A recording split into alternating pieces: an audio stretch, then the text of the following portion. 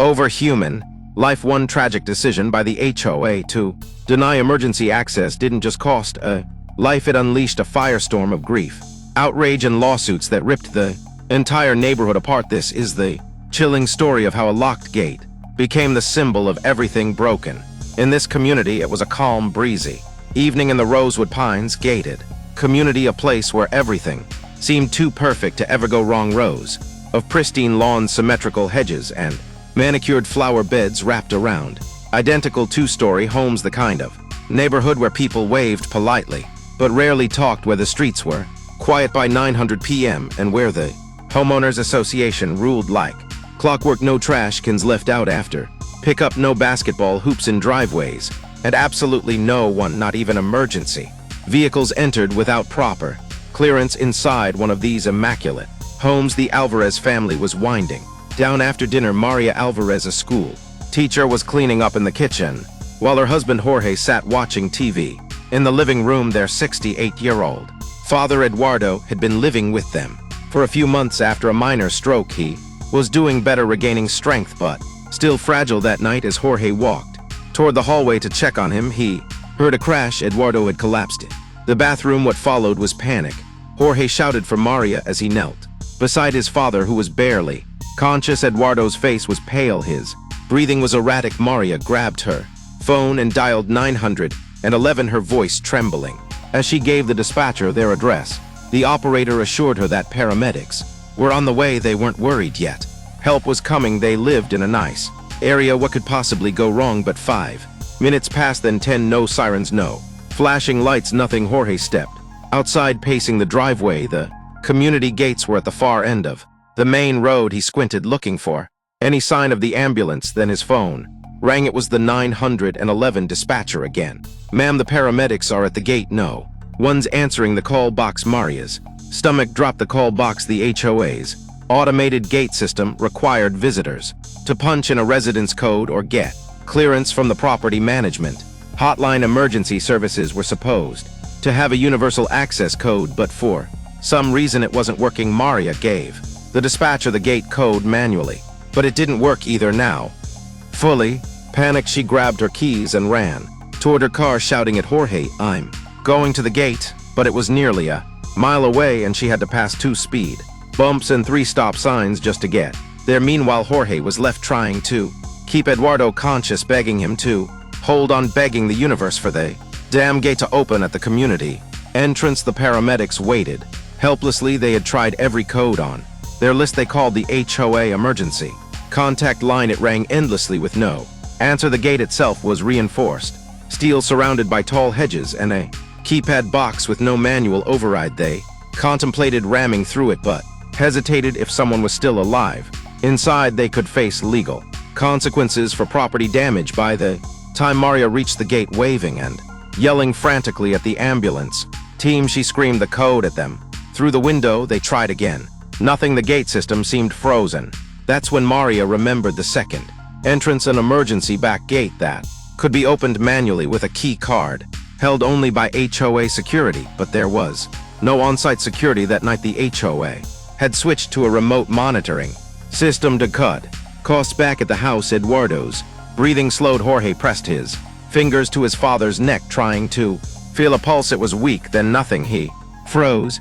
Time slowed. 20 minutes after the first 911 call, the gate finally opened after a neighbor who worked on the HOA board saw the flashing lights from his window and rushed out with a temporary override fob. But by the time the ambulance arrived at the Alvarez home, Eduardo was gone, dead from a heart attack. The paramedics tried to revive him anyway, but it was too late. Minutes mattered, seconds mattered, and those seconds had been lost behind a steel gate controlled by a board. More concerned with protocol than people, Jorge sat in the front yard, his face buried in his hands. Maria didn't speak. She just stood there motionless as neighbors began to peek out their windows. No one said a word. The HOA president wasn't among them. He wouldn't hear about what happened until the next morning, after the coroner had come, after the ambulance left empty, and after a family was shattered by a rule no one questioned until it was too late. And in that silence, one question echoed through the community: what is the point of safety if it keeps help out when you need it?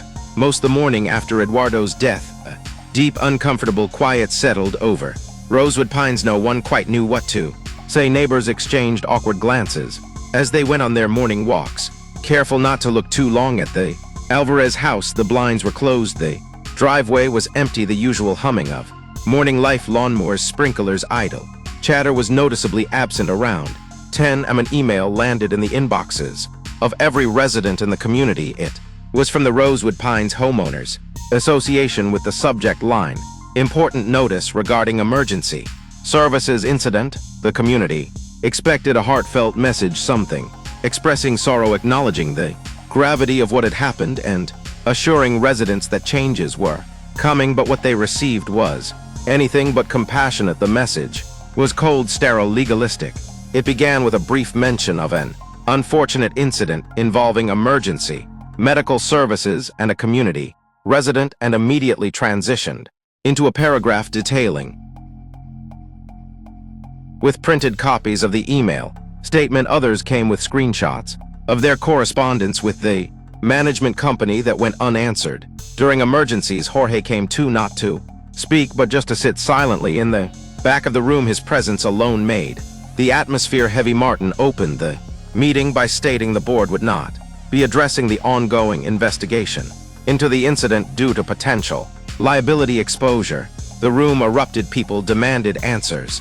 One woman shouted, "Have you even said sorry to the family?" Martin responded that any apology could be misinterpreted as an admission of fault. That was the breaking point. A quiet community, once obsessed with appearances, was suddenly divided and angry. For the first time in years, residents questioned the authority of the HOA. They began asking tough questions. Why didn't emergency services have a working code? Why didn't they have an override? Why was there no designated emergency contact on duty? Why did a gate, just a piece of metal, matter more than a dying man? No one from the board had answers, and still the Alvarez family grieved alone their loss, politicized, buried under legal jargon and corporate indifference. It was no longer just about Eduardo. It was about what the community had become, and so consumed by control and regulation that it had forgotten the very people it was supposed to protect. In the days following Eduardo's death, the peaceful, manicured lawns and uniform mailboxes of Rosewood Pines became the backdrop for a full-blown civil war. What began as simmering frustration had now erupted into outright fury. The community, once united under shared rules and quiet suburbia, was now fracturing into two very distinct, very angry camps. One side, the loyalists, defended the HOA vehemently. To them, the system wasn't broken, it was being unfairly blamed for a tragic accident. They insisted the paramedics should have had the gate code. They quoted bylaws and legal precedent in community group chats. "If we start letting emotions dictate policy, what's next?" wrote Deborah Meyer, a longtime resident and former HOA board member.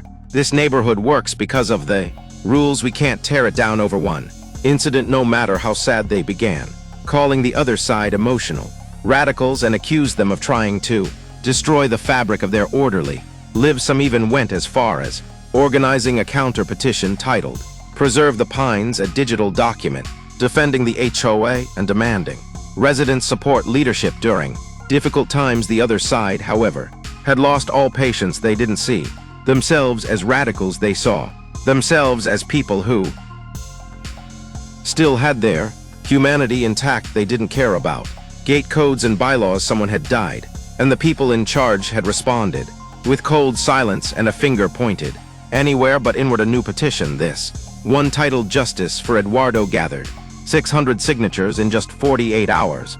Residents demanded the immediate resignation of the entire HOA board. They called for a third-party investigation.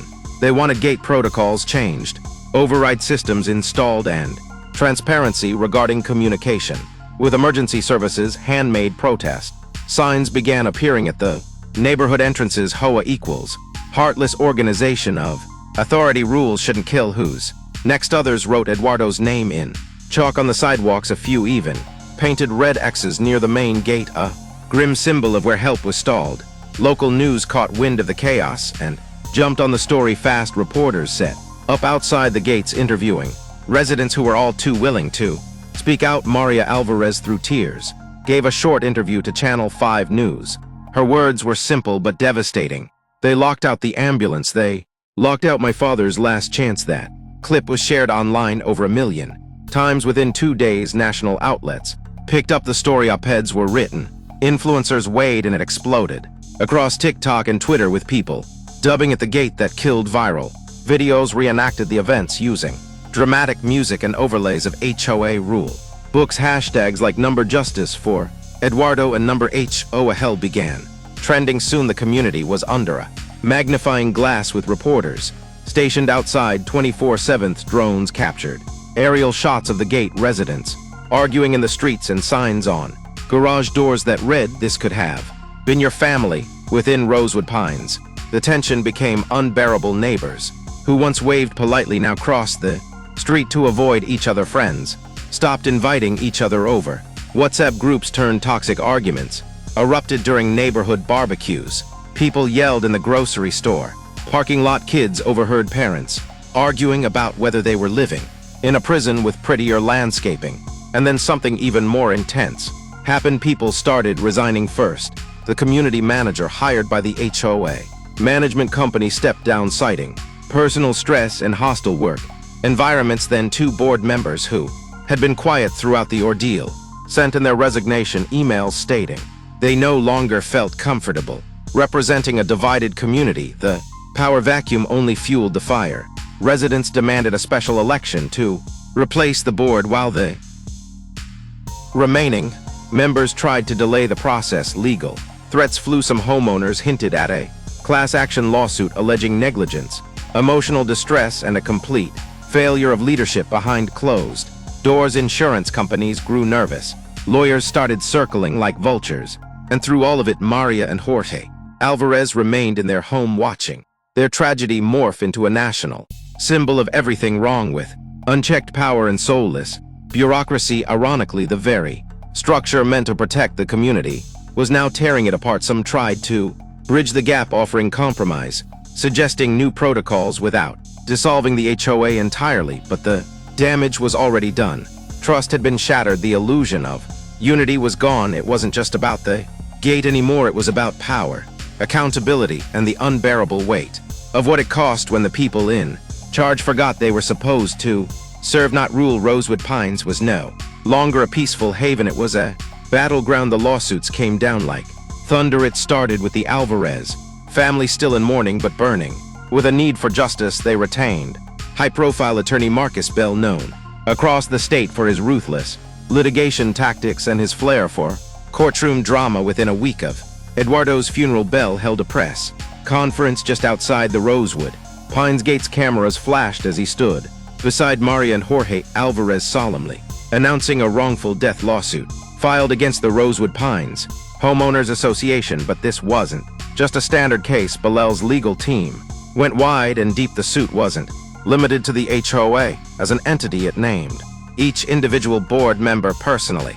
Allegations included gross negligence, reckless endangerment, emotional distress, and violation of public safety obligations. Bell's opening salvo didn't mince words. This is not about a gated community. This is about a fortress of arrogance where rules were valued more than human life. That statement spread across social media like wildfire. Within 24 hours, 3 other families came forward revealing prior incidents which emergency vehicles were delayed at the same gate. One was a stroke patient who waited nearly 9 minutes for an unlocked entry. Another was a woman who fell down a flight of stairs. Her daughter ran to the gate only to find it locked and unmanned, forcing paramedics to climb over it with gear. Neither case had led to death, but both had resulted in severe complications. Those stories were quietly buried by the HOA at the time. No reports to the wider community, no policy reviews, just internal emails and excuses. Now,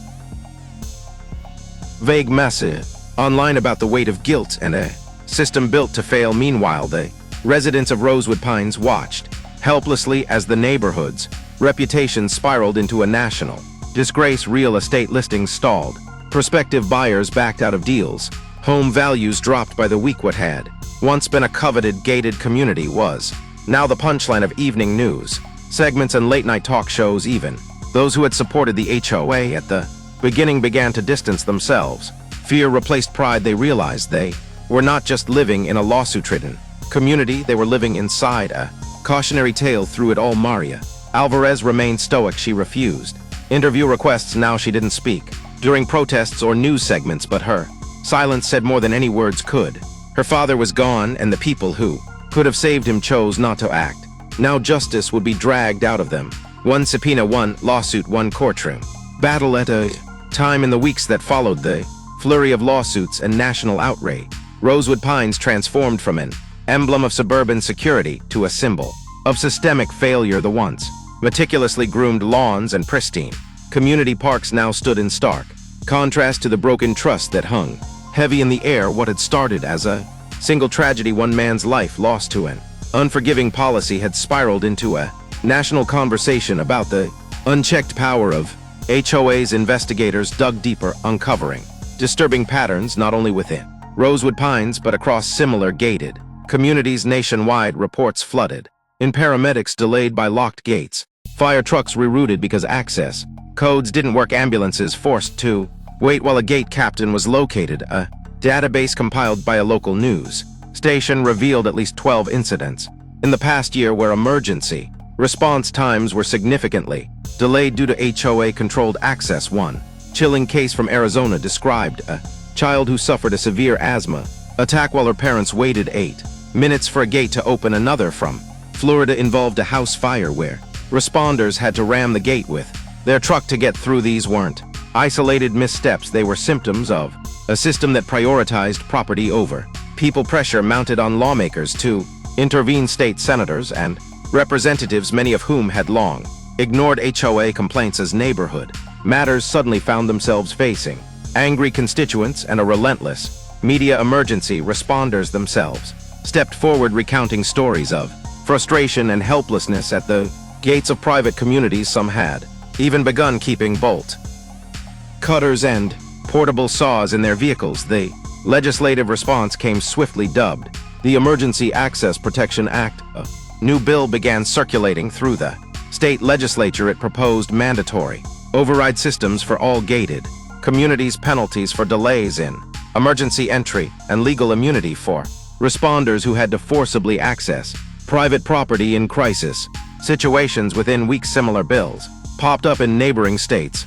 Homeowners associations were put on notice. Rosewood Pines, now synonymous with obstruction and negligence, scrambled to show reform. The board that once enforced rules with an iron grip had been entirely dismantled. A temporary council of residents took over until new elections could be held. One of their first acts was to dismantle the old gate system entirely and install a modern, cloud-controlled system linked directly to emergency services. This new system granted immediate logged access to any authorized responder. No more codes, no more calls, no more waiting, but no amount of infrastructure change could fix the culture. Families began to leave Rosewood Pines in droves. Some moved out of fear, others out of frustration. Real estate agents quietly removed the gated community tag from listings, knowing it now did more harm than good.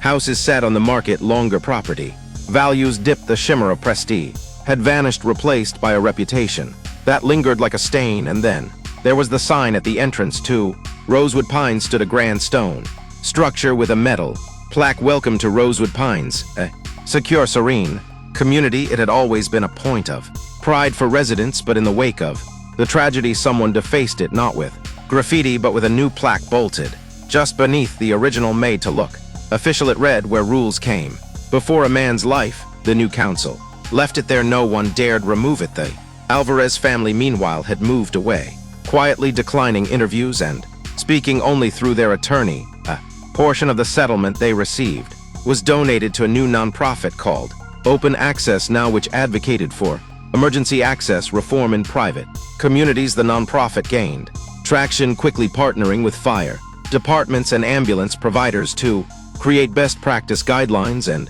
educational material for HOAs. Nationwide, the conversation had changed. No longer was it acceptable for HOAs to operate like private kingdoms, unchecked and unaccountable. No longer was it just about landscaping, fence heights, or mailbox colors. It was about life and death, about whether the systems designed to protect were in fact putting people at risk. The final lawsuit against the Rosewood Pines HOA would take nearly a year to resolve ending with a landmark, ruling that set precedent across the state. The judge's closing remarks echoed. Far beyond the courtroom, a gate meant to protect became a barrier to rescue. This court finds that the right to life and timely medical care must never be subordinate to the enforcement of rules.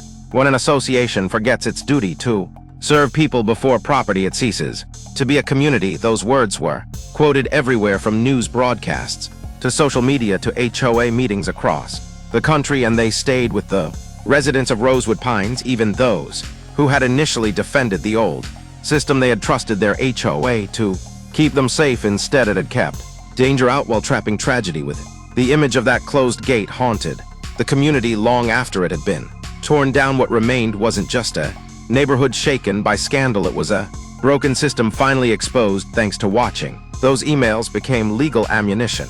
Subpoenas were issued, and the discovery process began. What surfaced painted a grim picture: months of internal warnings about the gate's failure to respond to emergency override codes, multiple ignored complaints from residents, and, most damning of all, an email chain between two board members discussing whether to temporarily disable the emergency override to prevent unnecessary usage. The HOA panicked. Board members began deleting emails and texts. One even tried to erase a cloud backup tied to the HOA's vendor communication, but Bell's team had already begun forensic recovery. A tech expert hired by the Alvarez family retrieved over 300 deleted messages, including one sent just a week before Eduardo's death that read, "If they don't have the code that's on the responders, we can't open the."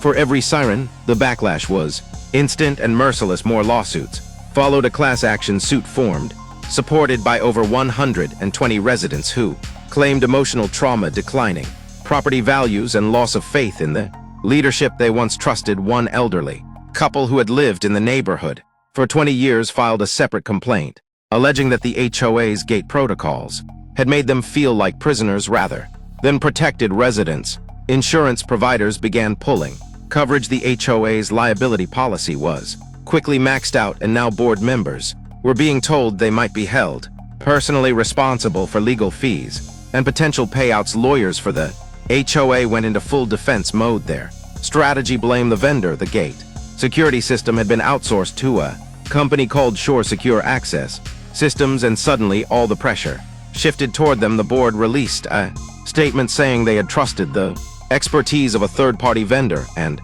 were under the impression that all emergency procedures were functioning correctly, but internal memos told a different story. Shore Secure had in fact emailed the HOA twice in the last 3 months, warning that certain override systems were outdated and in need of urgent updates. Those warnings were never escalated to action. As the lawsuits multiplied, the HOA's fragile unity crumbled even further. Board members turned on each other. One claimed she had voted to fund the gate repair but was overruled. Another accused the HOA president of hiding vendor warnings to avoid spending reserve funds. Rumors swirled of secret meetings, hush payments, and threats made to silence whistleblowers. It wasn't just about money anymore, it was about survival. One board member resigned publicly in the middle of a court deposition. Another fled the state, posting a